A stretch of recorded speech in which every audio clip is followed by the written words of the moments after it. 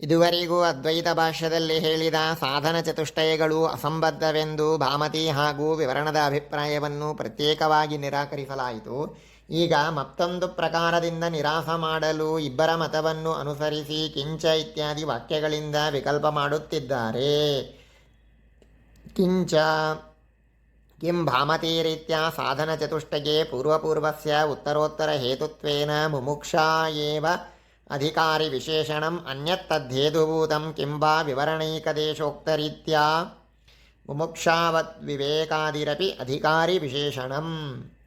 ಭಾಮತಿಯ ಮತ ಪ್ರಕಾರ ಮೋಕ್ಷಾಭಿಲಾಷೆ ಮಾತ್ರ ಸಾಕ್ಷಾತ್ತಾಗಿ ಬ್ರಹ್ಮವಿಚಾರಕ್ಕೆ ಕಾರಣವಾಗುತ್ತದೆ. ಉಳಿದ ಮೂರರಲ್ಲಿ ಹಿಂದಿನವುಗಳು ಮುಂದಿನವುಗಳಿಗೆ ಕಾರಣವಾಗುತ್ತವೆ ಎಂಬ ಅಭಿಪ್ರಾಯ ಇರುವುದರಿಂದ ಅತಶಬ್ದಕ್ಕೆ ಮೋಕ್ಷಾಭಿಲಾಷೆ ಹೊಂದಿದ ಅನಂತರ ಎಂದಷ್ಟೇ ಅರ್ಥವಾಗುತ್ತದೆ. 4 ರೀತಿಯ ಸಾಧನೆ ಸಂಪತ್ತುಗಳನ್ನು ಹೊಂದಿದ ಅನಂತರ ಎಂದು ಅರ್ಥವಾಗುವುದಿಲ್ಲ. ಆದರೆ ಅದ್ವೈತ ಭಾಷ್ಯದಲ್ಲಿ 4 ಪ್ರಕಾರದ ಸಾಧನ ಸಂಪತ್ತುಗಳನ್ನು ಪಡೆದ ಅನಂತರ ಎಂಬರ್ಥವನ್ನು ಅತಶಬ್ದಕ್ಕೆ ಹೇಳಲಾಗಿದೆ. ಈಗ ಮೋಕ್ಷಾಭಿಲಾಷೆಯ ಅನಂತರ ಎಂಬ ಅರ್ಥವನ್ನಷ್ಟೇ ಅತಶಬ್ದಕ್ಕೆ ಹೇಳಿದರೆ ಭಾಷ್ಯ ವಿರೋಧ ಬರುತ್ತದೆಂದು ಅಭಿಪ್ರಾಯ. ಆದ್ಯೇ ಮುಮುಕ್ಷಾನಂತರ್ಯಮೇವ ಅತಶಬ್ದಾರ್ಥ ಸ್ಯಾತ್ ನ ಚತುಷ್ಟಯಾನಂತರ್ಯಂ. ಮೋಕ್ಷಾಭಿಲಾಷೆಯ ಅನಂತರ ಬ್ರಹ್ಮವಿಚಾರ ಮಾಡಬೇಕೆಂದಷ್ಟೇ ಹೇಳಿರುವುದರಿಂದ ಮೋಕ್ಷಾಭಿಲಾಷೆಗೆ ಕಾರಣವಾದ ವಿವೇಕ ಮೊದಲಾದವುಗಳ ಅನಂತರ್ಯವನ್ನು ಬ್ರಹ್ಮವಿಚಾರಕ್ಕೆ ಹೇಳಿದಂತಾಗುತ್ತದೆಂದು ಅದ್ವೈತ ಭಾಷ್ಯದ ಅಭಿಪ್ರಾಯ. ಆದ್ದರಿಂದ ಭಾಷ್ಯಕ್ಕೂ ಭಾಮತಿಗೂ ವಿರೋಧ ಬರುವುದಿಲ್ಲ ಎಂಬ ಶಂಕೆಗೆ ಅನ್ಯತಾ ಇತ್ಯಾದಿ ವಾಕ್ಯಗಳಿಂದ ಉತ್ತರಿಸುತ್ತಿದ್ದಾರೆ. ಅನ್ಯತಾ ವಿವೇಕಹೇತ್ವಾನಂತರ್ಯಮಪಿ ತದರ್ಥ ಸ್ಯಾತ್. ಮೋಕ್ಷಾಭಿಲಾಷೆಗೆ ಕಾರಣವಾದವುಗಳ ಆನಂತರ್ಯವನ್ನು ಅತಶಬ್ದವು ಹೇಳುವುದಾದಲ್ಲಿ ನಿತ್ಯಾನಿತ್ಯ ವಸ್ತು ವಿವೇಕ ವೈರಾಗ್ಯಾದಿಗಳಿಗೆ ಯಾವುದು ಕಾರಣಗಳಾಗಿದ್ದಾವೆಯೋ ಅವುಗಳ ಆನಂತರ್ಯವನ್ನು ಅತಶಬ್ದವು ಹೇಳಬೇಕಾದೀತು. ಆದ್ದರಿಂದ ಭಾಷ್ಯದಲ್ಲಿ ಸಾಧನ ಚತುಷ್ಟಯಗಳ ಆನಂತರ್ಯವನ್ನಷ್ಟೇ ಹೇಳಿದ್ದು ಅಯುಕ್ತವಾಗುತ್ತದೆ. ಆದ್ದರಿಂದ ಭಾಷ್ಯಕ್ಕೂ ಭಾಮತಿಗೂ ವಿರೋಧ ಪರಿಹಾರವಾಗಲಾರದು. ವಿವರಣ ಮತಾನುಯಾಯಿಗಳಲ್ಲಿ ಕೆಲವರು 4 ಸಾಧನ ಸಂಪತ್ತುಗಳು ಬ್ರಹ್ಮವಿಚಾರಕ್ಕೆ ಅವಶ್ಯಕವೆಂದು ಹೇಳುತ್ತಾರೆ. ಅಲ್ಲಿ ವಿಕಲ್ಪ ಮಾಡ್ತಾ ಇದ್ದಾರೆ. ಅಂತ್ಯೇಪಿ ತತ್ಕಿಂ ಸಾಮರ್ಥ್ಯಾದೇರಿವ ಅನ್ವಯ ವ್ಯತಿರೇಕಾಭ್ಯಾಂ ಗಮ್ಯಂ ಕಿಂವಾ ಗೃಹದಾಹಾದೇರಿವ ಶಾಸ್ತ್ರಾತ್ ಅಂತ ರೀತಿಯಾಗಿ ಹೇಳ್ತಾ ಇದ್ದಾರೆ. ಇದರ ಸಮರ್ಥನೆಯನ್ನು ಅವರು ಅನ್ವಯ ವ್ಯತಿರೇಕದಿಂದ ಅಥವಾ ಶಾಸ್ತ್ರದಿಂದ ಮಾಡಬೇಕು. ಆದರೆ ಎರಡರಿಂದಲೂ ಅವರಿಗೆ ಸಮರ್ಥಿಸಲಾಗುವುದಿಲ್ಲ. ಮೀಮಾಂಸಾದಲ್ಲಿ ಕರ್ಮಾನುಷ್ಠಾನಗಳ ಅವಶ್ಯಕಗಳ ಬಗ್ಗೆ ಚಿಂತಿಸಬೇಕಾದರೆ 3 ಅತ್ಯವಶ್ಯ ಎಂದು ಹೇಳಿದ್ದಾರೆ. ಅರ್ಥಿ ಸಮರ್ಥೋ ವಿದ್ವಾನ್ ಅಧಿಕ್ರಿಯತೆ ಎಂಬ ನ್ಯಾಯದಂತೆ ಕರ್ಮಾನುಷ್ಠಾನಕ್ಕೆ ಫಲಾಪೇಕ್ಷೆ, ಅನುಷ್ಠಾನದ ಸಾಮರ್ಥ್ಯ, ವಿಧಿಗಳ ಬಗ್ಗೆ ಸರಿಯಾದ ಅರಿವು ಇವು 3 ಸಹ ಅತ್ಯವಶ್ಯವಾಗಿವೆ. ಇವು 3 ಇದ್ದರಷ್ಟೇ ಕರ್ಮಾನುಷ್ಠಾನವು ಪರಿಪೂರ್ಣವಾಗುತ್ತದೆ. ಇವು 3 ಇಲ್ಲದಿದ್ದರೆ ಕರ್ಮಾನುಷ್ಠಾನವು ಪರಿಪೂರ್ಣವಾಗುವುದಿಲ್ಲವೆಂದು ಅನ್ವಯ ವ್ಯತಿರೇಕಗಳ ಆಧಾರದಿಂದ ಸಮರ್ಥಿಸಿದ್ದಾರೆ. ಹಾಗೆಯೇ ಪ್ರಕೃತದಲ್ಲಿ ಸಾಧನ ಚತುಷ್ಟಯಗಳು ಬ್ರಹ್ಮವಿಚಾರಕ್ಕೆ ಅವಶ್ಯಕವೆನ್ನಲು ಆ ರೀತಿಯಾದ ಅನ್ವಯ ವ್ಯತಿರೇಕವನ್ನು ಪ್ರಮಾಣವನ್ನಾಗಿ ನೀಡಲು ಬರುವುದಿಲ್ಲ. ಏಕೆಂದರೆ ಶಮದಮ ಮುಂತಾದವುಗಳು ಇಲ್ಲದಿದ್ದರೂ ಕೇವಲ ಮೋಕ್ಷಾಭಿಲಾಷೆಯಿಂದ ಬ್ರಹ್ಮವಿಚಾರವು ನಡೆಯುತ್ತದೆ. ಆದ್ದರಿಂದ ಶಮದಮಾದಿಗಳು ಇಲ್ಲದಿದ್ದರೆ ಬ್ರಹ್ಮವಿಚಾರವು ನಡೆಯುವುದಿಲ್ಲವೆಂಬ ವ್ಯತಿರೇಕವನ್ನು ಹೇಳಲು ಬರುವುದಿಲ್ಲ. ಅದನ್ನೇ ಹೇಳ್ತಾರೆ, ನಾದ್ಯ ಶಮಾದ್ಯಭಾವೇಪಿ ಮುಮುಕ್ಷಾ ಮಾತ್ರೇಣ ವಿಚಾರ ದರ್ಶನಾತ್ ಅಂತ ಈ ರೀತಿಯಾಗಿ ಅನ್ವಯ ವ್ಯತಿರೇಕವನ್ನು ಪ್ರಮಾಣವನ್ನಾಗಿ ಹೇಳಲು ಬರದಿದ್ದರೂ ಕೂಡ ಶಾಸ್ತ್ರ ಪ್ರಮಾಣದಿಂದ ಸಾಧನ ಚತುಷ್ಟಯಗಳು ಕಾರಣವೆಂದು ಸಮರ್ಥಿಸುತ್ತೇವೆ. ಈ ರೀತಿಯಾಗಿ ಸಮರ್ಥಿಸಿದ್ದು ಪೂರ್ವಮೀಮಾಂಸಾದಲ್ಲಿ ಕಂಡಿದೆ. ಮನೆಯು ಸುಟ್ಟು ಹೋದರೆ ಮನೆಯ ಯಜಮಾನನು ಕ್ಷಾಮವತೀಷ್ಟಿಯನ್ನು ಮಾಡಬೇಕೆಂದು ಅನ್ವಯ ವ್ಯತಿರೇಕ ಇಲ್ಲದಿದ್ದರೂ ಕೇವಲ ಶಾಸ್ತ್ರ ಪ್ರಮಾಣದಿಂದ ಸಮರ್ಥಿಸಲಾಗಿದೆ. ಯಸ್ಯ ಗೃಹಾನ್ ದಹತಿ ಅಗ್ನಯೇ ಕ್ಷಾಮವತೆ ಪುರೋಡಾಶಂ ಅಷ್ಟಾಕಪಾಲಂ ನಿರ್ವಪೇತ್. ಯಾರ ಮನೆಯನ್ನು ಬೆಂಕಿಯು ಸುಡುವುದೋ ಅವನು ಅಷ್ಟಾಕಪಾಲ ಪುರೋಡಾಶದಿಂದ ಕ್ಷಾಮವತೀಷ್ಟಿಯನ್ನು ಮಾಡಬೇಕು ಎಂಬ ಶ್ರುತಿಯ ಪ್ರಮಾಣದಿಂದ ವಿಧಿಯೂ ಸಿದ್ಧವಾಗಿದೆ. ಕ್ಷಾಮವತೀಷ್ಟಿಯಂತೆ ನಿಮಗೆ ಎಂಬುದಾಗಿ ಕೇಳಿದರೆ ಸಮಾಧಾನ ಹೇಳ್ತಾರೆ, ಕ್ಷಾಮವತೀಷ್ಟಿಯಂತೆ ನಿಮಗೆ ಸಮರ್ಥಿಸಲಾಗದು. ಶಾಸ್ತ್ರದಿಂದ ನಿತ್ಯಾನಿತ್ಯ ವಿವೇಕಗಳು ಬ್ರಹ್ಮವಿಚಾರಕ್ಕೆ ಅವಶ್ಯಕವೆಂದು ತಿಳಿದರೂ ಅವುಗಳು ಸಾಕ್ಷಾತ್ತಾಗಿ ಕಾರಣವೆಂದು ಶಾಸ್ತ್ರದಿಂದ ತಿಳಿಯುವುದಿಲ್ಲ. ಆದ್ದರಿಂದ ನೀವೂ ಸಹ ಅನಿವಾರ್ಯವಾಗಿ ಭಾಮತಿ ಹೇಳುವಂತೆ ನಿತ್ಯಾನಿತ್ಯ ವಿವೇಕವು ವೈರಾಗ್ಯಕ್ಕೆ ಕಾರಣ, ವೈರಾಗ್ಯವು ಶಮದಮಾದಿಗಳಿಗೆ ಕಾರಣ, ಶಮದಮಾದಿಗಳು ಮೋಕ್ಷಾಭಿಲಾಷೆಗೆ ಕಾರಣವೆಂದು ಪರಂಪರೆಯ ಹೇಳಬೇಕು. ಹೀಗೆ ಹೇಳಿದಾಗ ಭಾಷ್ಯ ವಿರೋಧ ತಪ್ಪಿದ್ದಲ್ಲ. ಒಟ್ಟು ಶಂಕರ ಭಾಷ್ಯದ ಮಾತು ವ್ಯಾಖ್ಯಾನಿಸಲು ಅನರ್ಹವಾಗಿದೆ ಎಂದು ಸಿದ್ಧವಾಯಿತು. ಅದಕ್ಕಂತಾರೆ ನನು ಸಹ ವಿಚಾರ ಶೂದ್ರಯಾಗವನ್ನ ಫಲಪರ್ಯಂತಹ ತತ್ಪರ್ಯಂತಸ್ತು ಶಮಾದ್ಯಭಾವೇ ನಾಸ್ತೀತಿ ಚೇನ್ನ ಅಂಥೇಳಿ. ಮೋಕ್ಷಾಭಿಲಾಷೆಯಿಂದಷ್ಟೇ ಮಾಡುವ ಬ್ರಹ್ಮವಿಚಾರವು ಶೂದ್ರಯಾಗದಂತೆ ಫಲಕಾರಿಯಾಗುವುದಿಲ್ಲ. ಶೂದ್ರಯಾಗದಂತೆ ಅಂದರೆ ಅನಧಿಕಾರೀಕೃತ ಯಾಗವದ ಅಂಥೇಳಿ ಫಲಪರ್ಯಂತವಾಗುವುದಿಲ್ಲ. ಫಲಕಾರಿಯಾಗುವ ವಿಚಾರವು ಶಮಾದಿಗಳು ಇಲ್ಲದೇ ನಡೆಯುವುದಿಲ್ಲ ಎಂಬುದಾಗಿ ಹೇಳ್ತೀನಿ ಅಂತಂದರೆ ಈ ರೀತಿಯಾಗಿ ಹೇಳ್ರಿ. ಆದರೂ ಕೂಡ ವಿವೇಕಸ್ಯ ಅಧಿಕಾರಿ ವಿಶೇಷಣತ್ವ ನ ಸಂಭವತಿ ಅಂತನ್ನೋದನ್ನು ಹೇಳ್ತಾರೆ. ವೈರಾಗ್ಯ ಶಮಾದಮ ಮೋಕ್ಷಾಭಿಲಾಷೆಗಳು ಇದ್ದು ಕೇವಲ ವಿವೇಕ ಇಲ್ಲವೆನ್ನುವ ಕಾರಣದಿಂದ ಫಲಪರ್ಯಂತವಾದ ಬ್ರಹ್ಮವಿಚಾರವು ಉಂಟಾಗದಿರುವುದು ಎಲ್ಲಿಯೂ ಕೂಡ ಕಂಡಿಲ್ಲ.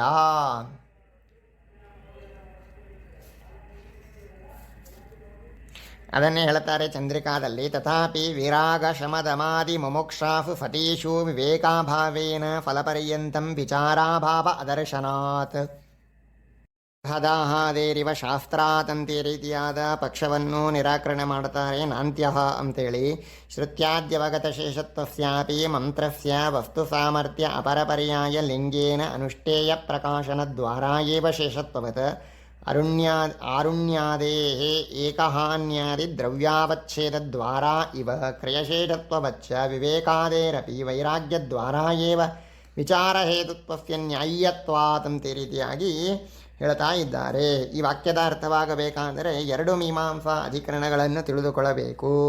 ಅದನ್ನು ಹೀಗೆ ನಾವು ತಿಳಿಯಬೇಕು. ಲಿಂಗಕ್ರಮ ಸಮಾಖ್ಯಾನಾತ್ ಕಾಮ್ಯಯುಕ್ತಂ ಸಮಾಮ್ನಾನಂ ಅಂತ ಈ ರೀತಿಯಾಗಿ ಸೂತ್ರ. ಕಾಮ್ಯ ಯಾಜ್ಯಾನುವಾಕ್ಯ ಕಾಂಡವೆಂಬ ಮಂತ್ರಕಾಂಡದಲ್ಲಿ ಇಂದ್ರಾಗ್ನಿ ರೋಚನಾದಿವಹ ಇತ್ಯಾದಿ ಮಂತ್ರಗಳಿವೆ.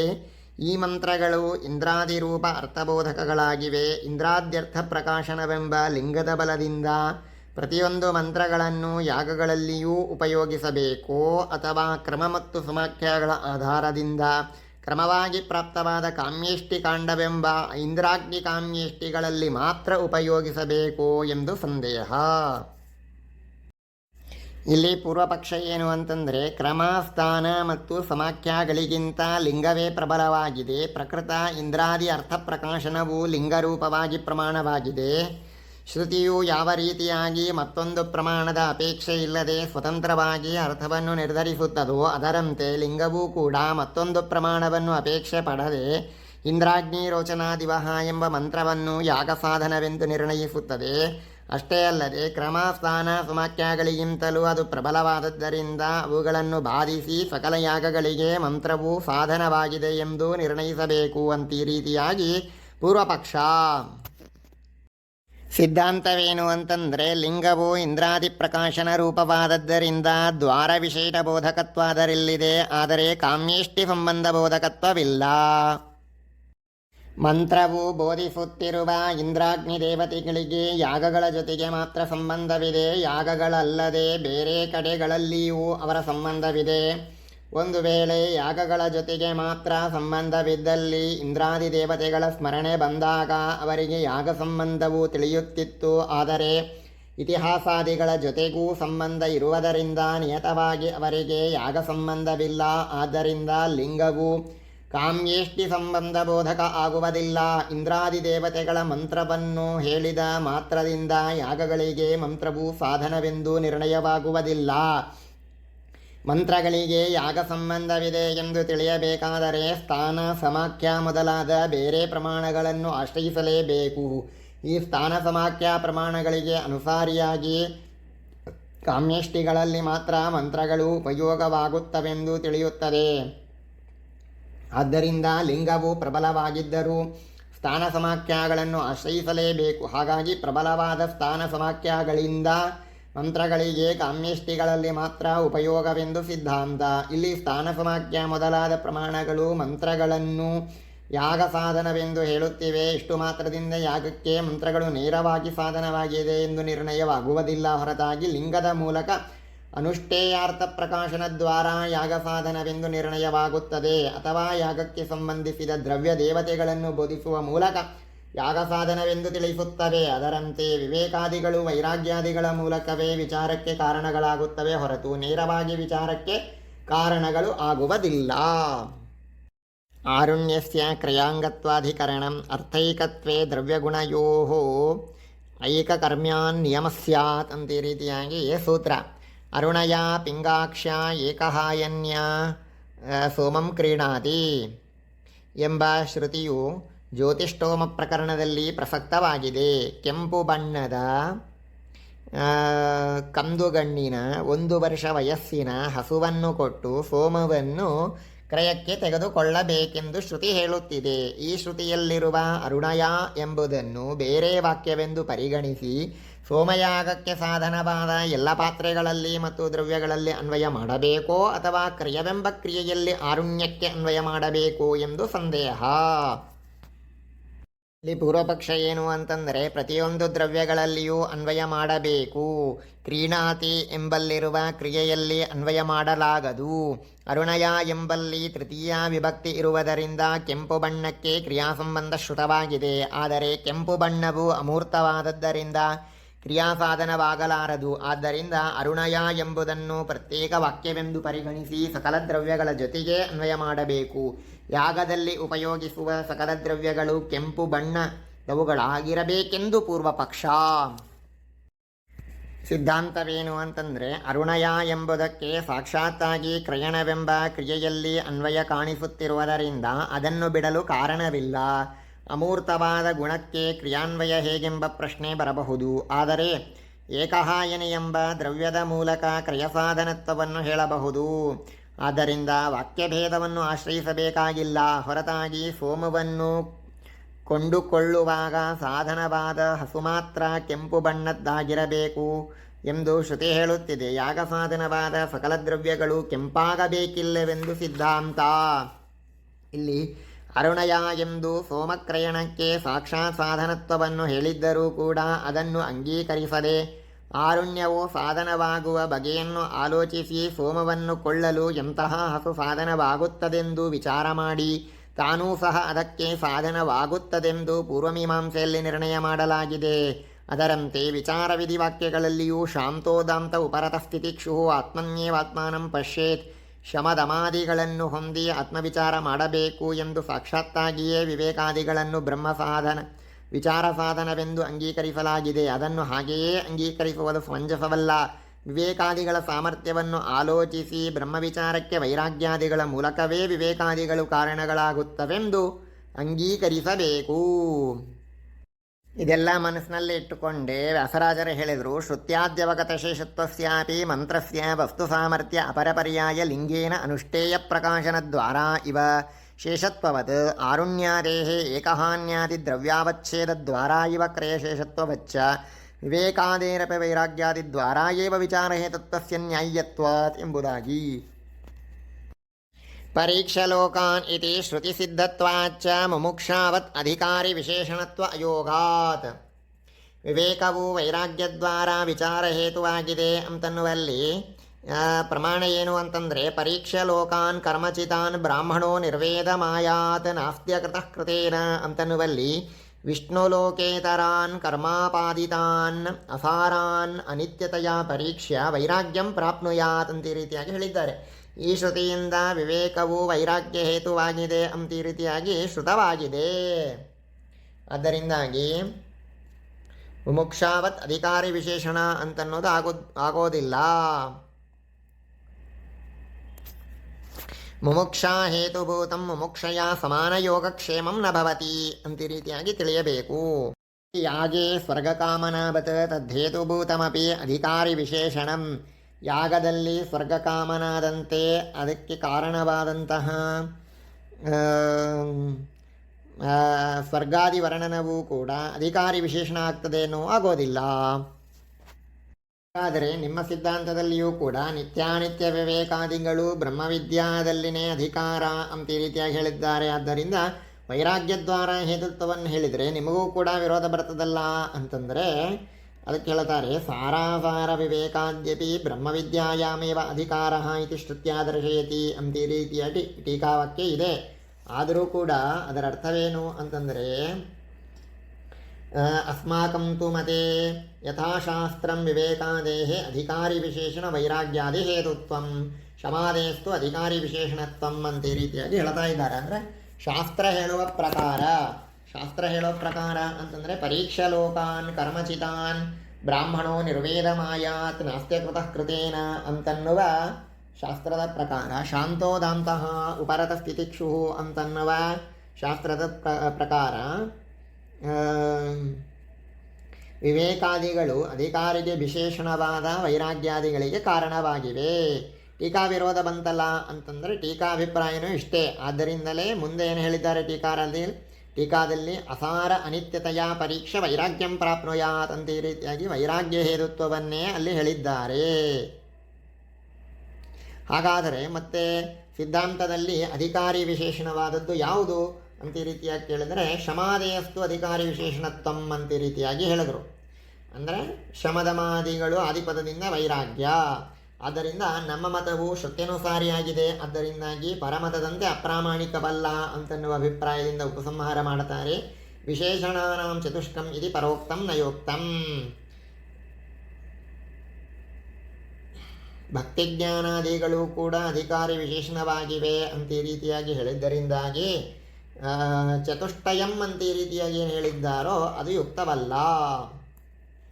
ಅಂದರೆ ಅನೇಕ ಇರ್ತವೆ, 4 ಅಂತ ಈ ರೀತಿಯಾಗಿ ಹೇಳೋದು ಸರಿಯಲ್ಲ.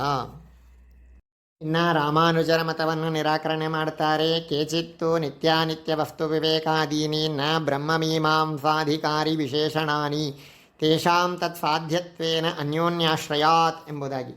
ನಿತ್ಯಾನಿತ್ಯ ವಸ್ತು ವಿವೇಕಾದೀನಿ ಎಂಬಲ್ಲಿ ಆದಿಪದದಿಂದ ವೈರಾಗ್ಯ ಶಮದಮಾದಿಗಳನ್ನು ಇಟ್ಟುಕೊಳ್ಳಬೇಕು.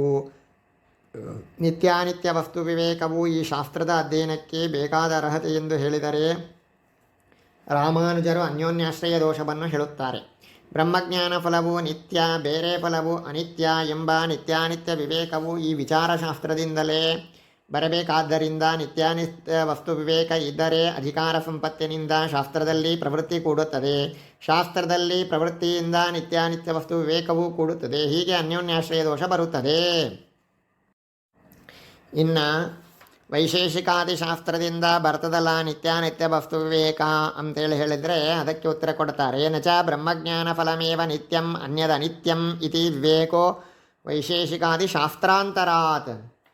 ವೈಶೇಷಿಕಾದಿಶಾಸ್ತ್ರದಿಂದ ಬರುವ ನಿತ್ಯಾನಿತ್ಯ ವಿವೇಕವು ವೇದಾಂತ ವಿರುದ್ಧವಾಗಿದೆ. ಈ ವಿರೋಧವನ್ನು ತೋರಿಸುವುದಕ್ಕಾಗಿ ವಿವೇಕ ಎಂದಿಷ್ಟೇ ಹೇಳದೆ ಬ್ರಹ್ಮಜ್ಞಾನ ಫಲಮೇವ ನಿತ್ಯಂ ಇತ್ಯಾದಿಯಾಗಿ ಹೇಳಿದ್ದಾರೆ. ವೈಶೇಷಿಕಾದಿಶಾಸ್ತ್ರದಲ್ಲಿ ಹೇಳಿದ ಪರಮಾಣ್ವಾದಿಗಳ ನಿತ್ಯಾನಿತ್ಯತ್ವ ವಿಚಾರವು ವೇದಾಂತ ವಿರುದ್ಧವಾಗಿದೆ. ಆದ್ದರಿಂದ ಶಾಸ್ತ್ರಾಂತರದಿಂದ ಅದು ಬರೋದಿಲ್ಲ ಅಂಥೇಳಿ ತಿಳಿಯಬೇಕು. ಪ್ರಥಮಮೇವ ಅಧ್ಯಯನ ವಿಧಿ ವಶ್ಯತೆಯ ಪುರುಷಸ್ಯ ಶಾಸ್ತ್ರಾಂತರ ಅನವಕಾಶಾತ್ ತತ್ರ ಉಕ್ತ ನಿತ್ಯಾನಿತ್ಯ ವಿವೇಕಸ್ಯ ವೇದಾಂತ ವಿರುದ್ಧತ್ವಾಚ್ಚ ನಾಪಿ ಇತಿಹಾಸ ಪುರಾಣಾದಿನ. ಇತಿಹಾಸ ಪುರಾಣಾದಿಗಳಿಂದ ನಿತ್ಯಾನಿತ್ಯ ವಸ್ತು ವಿವೇಕವು ಲಭಿಸುತ್ತದೆ ಎಂದು ಹೇಳಿದರೆ ಅದು ಕೂಡ ಸರಿಯಲ್ಲ. ಯಾಕೆ ವಿಚಾರಾತ್ ಪ್ರಾಕ್ತೇನ ತದನಿಶ್ಚಯಾತ್ ಅನ್ಯಥಾ ಬ್ರಹ್ಮನಿಶ್ಚಯೋಪಿ ತೇನೈವ ಸ್ಯಾತ್. ಹೀಗೆ ಹೇಳಿದರೂ ಕೂಡ ಅನ್ಯೋನ್ಯಾಶ್ರಯ ಬರುತ್ತದೆ. ಯಾಕೆ ಅಂದರೆ ವಿಚಾರದಲ್ಲಿ ಪ್ರವೃತ್ತಿ ಮಾಡಿದ ಮೇಲೆ ಇತಿಹಾಸ ಪುರಾಣಾದಿಗಳ ಅರ್ಥವೂ ನಿರ್ಣಯವಾಗುತ್ತದೆ. ಅದರಿಂದ ನಿತ್ಯಾನಿತ್ಯ ವಸ್ತು ವಿವೇಕವು ಸಿದ್ಧವಾಗುತ್ತದೆ. ನಿತ್ಯಾನಿತ್ಯ ವಸ್ತು ವಿವೇಕವು ಸಿದ್ಧಿಸಿದ ಅನಂತರ ವಿಚಾರದಲ್ಲಿ ಪ್ರವೃತ್ತಿ. ಹೀಗೆ ಅನ್ಯೋನ್ಯಾಶ್ರಯ ದೋಷವನ್ನು ತಿಳಿಯಬೇಕು. ಅನ್ಯಥಾ ಎಂದರೆ ವಿಚಾರ ಇಲ್ಲದೆ ಆಪಾತ ಪ್ರತೀತಿಯಿಂದಷ್ಟೇ ವಿವೇಕವು ಬರುವುದಾದರೆ ಎಂಬುದಾಗಿ ಅರ್ಥ. ನಿತ್ಯ ವಸ್ತು ವಿವೇಕವು ಹೇಗೆ ವಿಚಾರಕ್ಕೆ ಅಂಗವಲ್ಲವೋ ಅದರಂತೆ ಶಮದಮಾದಿಗಳು ವಿಚಾರಕ್ಕೆ ಅಂಗವಲ್ಲವೆಂದು ಶಮದಮಾದೀನಿ ಇತ್ಯಾದಿ ವಾಕ್ಯದಿಂದ ನಿರಾಕರಿಸುತ್ತಿದ್ದಾರೆ.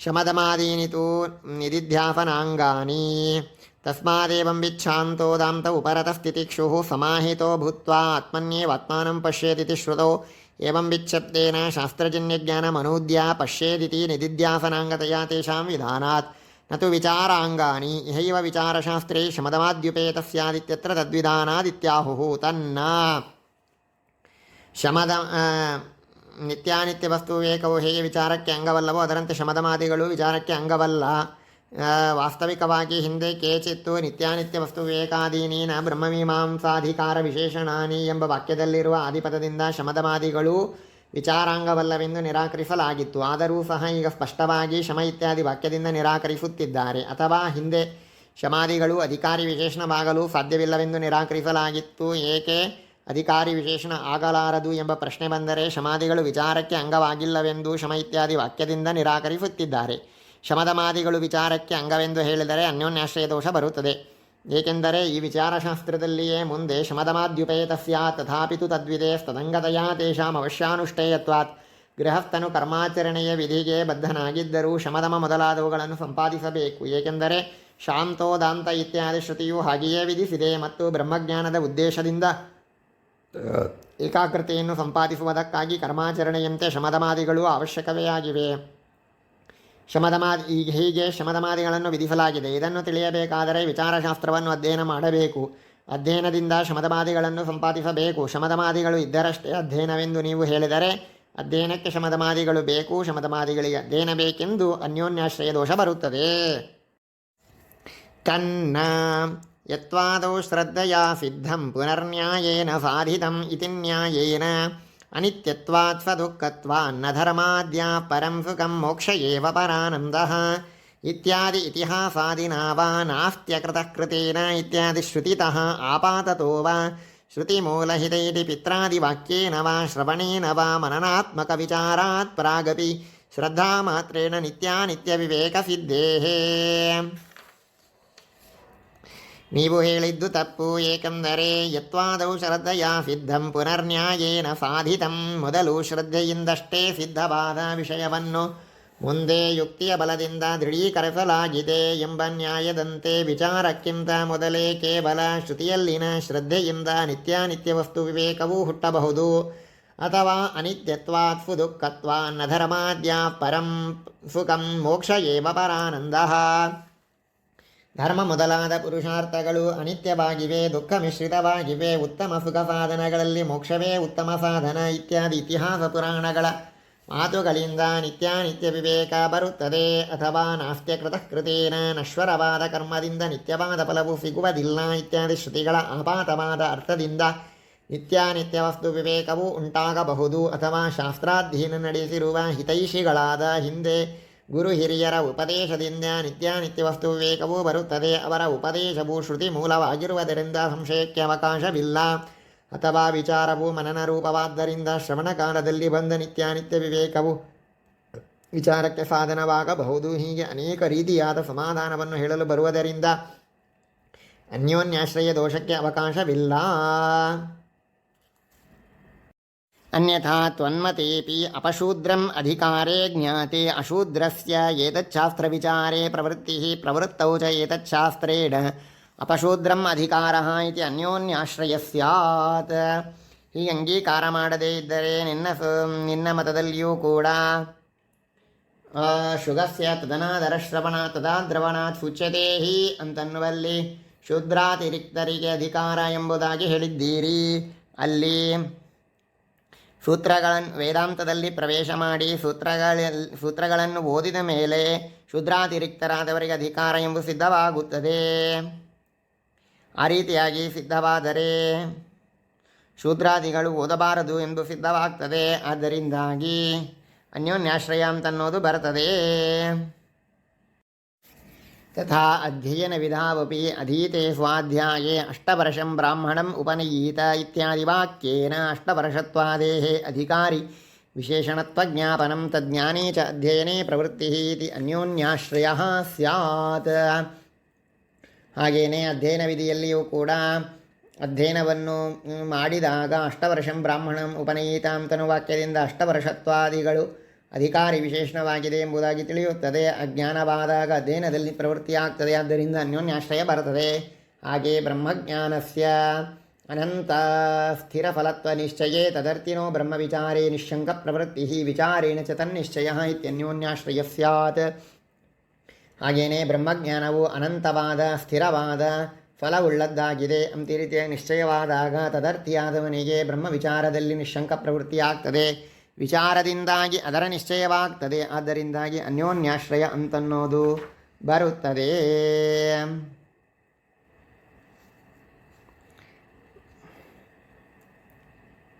ಆದ್ದರಿಂದಾಗಿ ರಾಮಾನುಜ ಮತ ಅಂತನ್ನೋದು ಅತ್ಯಂತ ಹೇಯವಾಯಿತು ಅಂತ ಈ ರೀತಿಯಾಗಿ ಹೇಳ್ದಂಗಾಯಿತು. ಹಿತೈಷಿ ಪಿತ್ರಾದಿ ವಾಕ್ಯದಿಂದ ಸಂಭಾವನಾತ್ಮಕವಾದ ಫಲಜ್ಞಾನವೇ ವಿಚಾರ ಹೇತುವಾಗಿದೆ ಅಂತ ಈ ರೀತಿಯಾಗಿ ಕೊಡುತ್ತದೆ. ಆದ್ದರಿಂದ ಅನ್ಯೋನ್ಯಾಶ್ರಯ ಬರೋದಿಲ್ಲ ಅಂತ ಈ ರೀತಿಯಾಗಿ ಹೇಳಿದರೆ ಅದನ್ನು ಪ್ರತಿಬಂಧ್ಯ ಇಲ್ಲಿ ನಿರಾಸವನ್ನು ಮಾಡ್ತಾ ಇದ್ದಾರೆ. ಫಲಜ್ಞಾನಂ ಸಂಭಾವನಾತ್ಮಕಂ ಚೇತ್ ವಿವೇಕೋಪಿ ತಥಾ ಅಸ್ತು. ಯದ್ಯಪಿ ತ್ವನ್ಮತೆ ಪೂರ್ವಪ್ರವೃತ್ತೇನ ಕರ್ಮವಿಚಾರೇಣ ಕರ್ಮಣಾಂ ಅಲ್ಪ ಅಸ್ಥಿರಫಲತ್ವಂ ನಿಶ್ಚಿತಂ ತಥಾಪಿ ನ ತನ್ನಿಶ್ಚಯಃ ಏವ ನಿತ್ಯಫಲಾರ್ಥಿನೋ ಬ್ರಹ್ಮವಿಚಾರೇ ಪ್ರವೃತ್ತಿಹೇತುಃ ತನ್ನಿಶ್ಚಯೇ ಏವ ನಿತ್ಯಫಲಾರ್ಥಿನೋ ಬ್ರಹ್ಮವಿಚಾರೇ ಪ್ರವೃತ್ತಿಹೇತುಃ ಭಿನ್ನವಿಷಯತ್ವಾದತಿ ಪ್ರಸಂಗಾಚ್ಚ.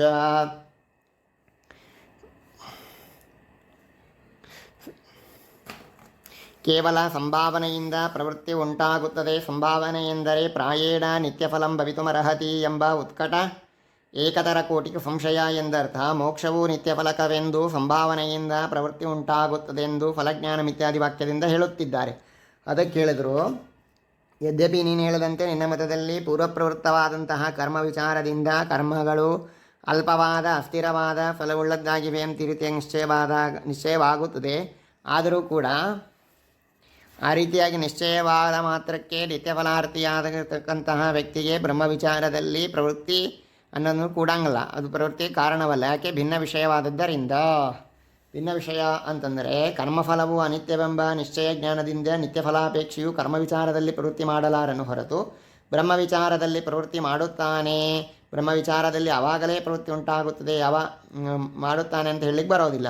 ಬ್ರಹ್ಮ ವಿಚಾರದಲ್ಲಿ ಆವಾಗಲೇ ಪ್ರವೃತ್ತಿ ಉಂಟಾಗುತ್ತದೆ, ಯಾವಾಗ ಬ್ರಹ್ಮಜ್ಞಾನವು ನಿತ್ಯಫಲಕವೆಂದು ನಿಶ್ಚಯವಾಗುತ್ತದೋ ಅಂಥೇಳಿ. ಅತಿಪ್ರಸಂಗಾಚ್ಚ ಅಂತಂದರೆ ಕರ್ಮಫಲವು ಅನಿತ್ಯವೆಂಬ ಜ್ಞಾನದಿಂದ ಬ್ರಹ್ಮ ವಿಚಾರದಲ್ಲಿ ತೊಡಗುತ್ತಾನೆ ಎಂದರೆ ವಾತ್ಸ್ಯಾಯನ ಕಾಮ ವಿಚಾರದಲ್ಲಿ ಯಾಕೆ ಪ್ರವೃತ್ತನಾಗಲಾರನೆಂದು ಅತಿಪ್ರಸಂಗ ಬರುತ್ತದೆ. ಅದೇ ರೀತಿಯಾಗಿ ಸ್ವರ್ಗಾಪೇಕ್ಷೆಯು ಕೃಷಿಯು ಧಾನ್ಯಫಲಕವೆಂಬ ನಿಶ್ಚಯ ಜ್ಞಾನದಿಂದ ಜ್ಯೋತಿಷ್ಠೋಮದಲ್ಲಿ ಪ್ರವೃತ್ತಿ ಮಾಡಬೇಕಾದೀತು.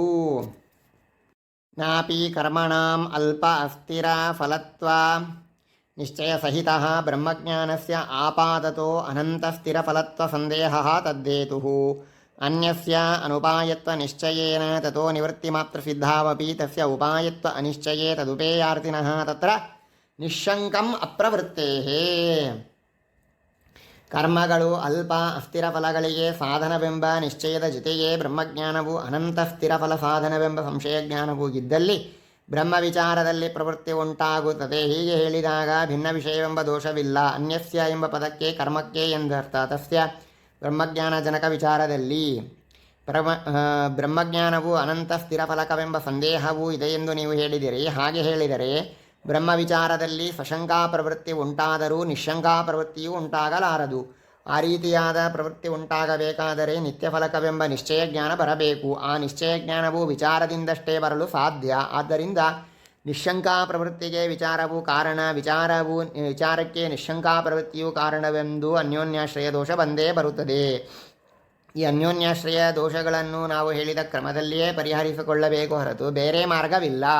ನಮ್ಮ ಮಾರ್ಗವನ್ನೇ ನೀವು ಅನುಸರಿಸಿದ ಮೇಲೆ ನಮಗೆ ಅನ್ಯೋನ್ಯಾಶ್ರಯ ದೋಷವನ್ನು ಹೇಗೆ ಹೇಳುತ್ತೀರಿ? ಆದ್ದರಿಂದ ನಿತ್ಯಾನಿತ್ಯ ವಿವೇಕವು ಕೇವಲ ನಿಧಿಧ್ಯಾಸನದ ಅಂಗವೇ ಹೊರತು ವಿಚಾರದ ಅಂಗವಲ್ಲ ಎಂಬ ನಿಮ್ಮ ಮಾತು ತಪ್ಪಾಯಿತು.